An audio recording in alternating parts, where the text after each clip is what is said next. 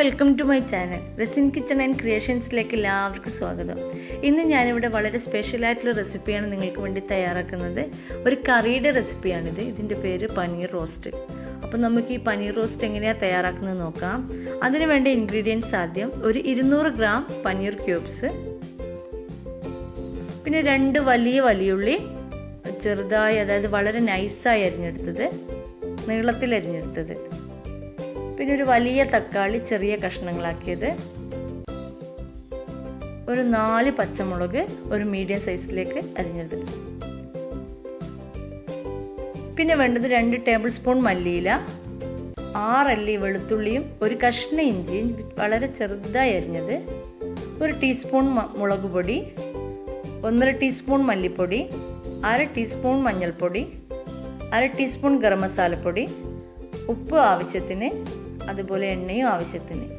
ഒരു PAN gas സ്റ്റൗവിൽ വെച്ച് ചൂടായി കഴിഞ്ഞാൽ അതിലേക്ക് നമുക്ക് എണ്ണ ഒഴിച്ചു കൊടുക്കുക. ഇത് സൺഫ്ലവർ ഓയിലോ വെളിച്ചെണ്ണയോ നമുക്ക് ഉപയോഗിക്കാം. അതിനുശേഷം നമ്മൾ ഇതിലേക്ക് പനീർ ക്യൂബ്സ് മുഴുവനായും ഇതിലേക്ക് ഇട്ട് കൊടുക്കുക.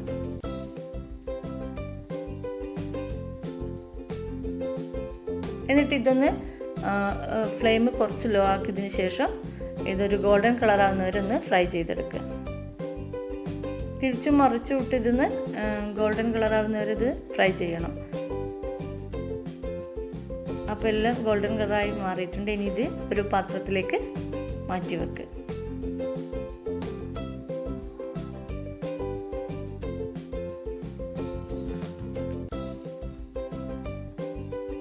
ഇനി ബാക്കി വരുന്ന എണ്ണയിൽ നമ്മൾ മുറിച്ച് വെച്ചിരിക്കുന്ന വലിയുള്ളി ഇട്ട് ഇതൊന്ന് നല്ല പോലെ ഒന്ന് ഫ്രൈ ചെയ്തെടുക്കണം. വഴറ്റിയിട്ടല്ല എടുക്കേണ്ടത്, ഫ്രൈ ചെയ്യുന്ന വേണം. അപ്പോൾ നല്ലപോലെ ഫ്രൈ ആയിട്ടുണ്ട്. ഇനി ഇത് തണുത്തതിന് ശേഷം ഇതൊന്ന് അരച്ചെടുക്കുക. അപ്പോൾ നല്ലപോലെ ഇത് ഞാൻ അരച്ചെടുത്തിട്ടുണ്ട്. ഇനി ബാക്കി വന്ന എണ്ണയിലേക്ക് ഇഞ്ചി, വെളുത്തുള്ളി, പച്ചമുളക് ഇവ 3 ചേർത്തൊന്ന് വഴറ്റി കൊടുക്കുക. അതിലേക്ക് തക്കാളി ചേർത്ത് കൊടുക്കുക. എന്നിട്ട് നല്ലപോലെ മിക്സ് ചെയ്യുക. അതിലേക്ക് മല്ലിപ്പൊടിയും മഞ്ഞൾപ്പൊടിയും മുളക് പൊടിയും ഇവ ചേർത്ത് വീണ്ടും മിക്സ് ചെയ്യുക. അതിലേക്ക് ഉള്ളി അരച്ചത് ചേർത്ത് കൊടുക്കുക. എന്നിട്ട് നല്ലപോലെ മിക്സ് ചെയ്യുക. അതിനുശേഷം ആവശ്യത്തിന് ഉപ്പ് ചേർത്ത് കൊടുക്കുക.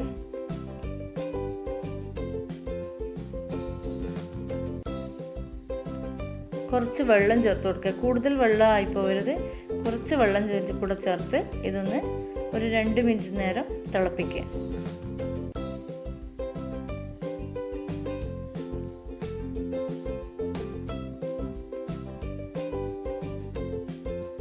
അപ്പം കറി നല്ലപോലെ തിളക്കുന്നുണ്ട്.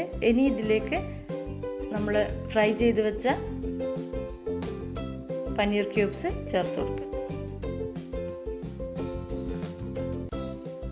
വീണ്ടും നല്ലപോലെ മിക്സ് ചെയ്യുക. ആവശ്യത്തിന് ഗരം മസാലപ്പൊടി ചേർത്ത് കൊടുക്കുക. എന്നിട്ട് വീണ്ടും നല്ലപോലെ മിക്സ് ചെയ്യുക. ടോപ്പ് ഒന്നിട്ട് ഫ്ലെയിം ഒന്ന് സിമ്മാക്കി കൊടുത്തതിന് ശേഷം ഇതിലേക്ക് മല്ലിയില ചേർത്ത് വീണ്ടും മിക്സ് ചെയ്ത് ഫ്ലെയിം ഒന്ന് ഓഫ് ചെയ്യും. ഈ കറി കുറച്ച് കുറുകിയ കറിയായിരിക്കും, പക്ഷെ നല്ല ടേസ്റ്റിയാണ്. അപ്പോൾ നമ്മുടെ ഈ പനീർ റോസ്റ്റ് ഇവിടെ തയ്യാറായിട്ടുണ്ട്. ഇത് ചപ്പാത്തിയുടെ കൂടെയും പൊറോട്ടയുടെ കൂടെയൊക്കെ കഴിക്കാൻ വളരെ ടേസ്റ്റിയാണ്. അപ്പോൾ എല്ലാവർക്കും ഇഷ്ടമായെന്ന് ഞാൻ പ്രതീക്ഷിക്കുന്നു. എല്ലാവരും ഇതൊന്ന് ട്രൈ ചെയ്ത് നോക്കുക. അതിനുശേഷം ഇതിൻ്റെ ഫീഡ്ബാക്ക് എൻ്റെ കമൻറ്റ് ബോക്സിൽ ഒന്ന് അറിയിക്കുക. അപ്പോൾ ഇതുവരെ എൻ്റെ ഈ ചാനൽ സബ്സ്ക്രൈബ് ചെയ്യാത്ത ആരെങ്കിലും ഉണ്ടെങ്കിൽ ഒന്ന് സബ്സ്ക്രൈബ് ചെയ്യുക. കൂടാതെ ഷെയർ ചെയ്യുക, ലൈക്ക് ചെയ്യുക, കമൻറ്റ് ചെയ്യുക. Thank you.